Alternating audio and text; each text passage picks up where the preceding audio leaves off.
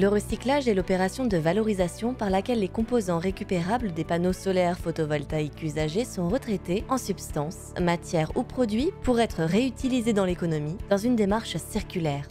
Il existe plusieurs méthodes pour recycler les panneaux photovoltaïques usagés en fonction de leur technologie et de leur état.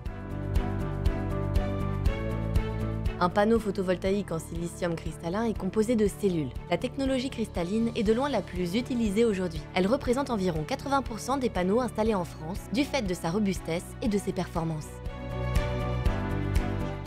La séparation par délamination est l'une des deux méthodes de recyclage des panneaux photovoltaïques cristallins.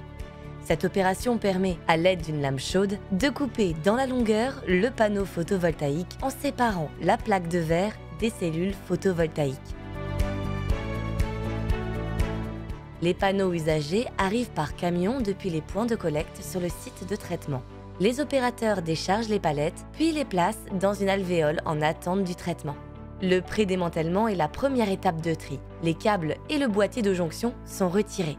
Puis, le cadre aluminium du panneau est enlevé mécaniquement. L'aluminium repart en fonderie et le boîtier de jonction est recyclé avec des petits appareils ménagers.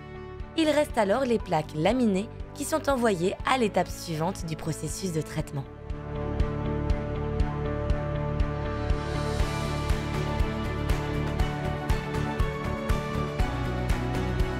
L'étape suivante est la délamination à proprement parler. La plaque laminée passe sous une presse pour être aplatie et une lame chauffée à 300 degrés va venir séparer le verre des cellules photovoltaïques. Cette opération permet de récupérer des plaques de verre intactes et sans impuretés d'un côté et les cellules photovoltaïques où se trouvent les composants métalliques de l'autre. Les cellules photovoltaïques récupérées avec la couche arrière sont ensuite soumises à un traitement à haute température qui permet d'isoler les métaux afin de les valoriser. Ces métaux vont ensuite être séparés par un traitement des particules par chimie douce. Cette opération permet de récupérer les fractions d'argent et de silicium ainsi que les connecteurs métalliques et ce, d'une manière qui préserve la pureté des matériaux.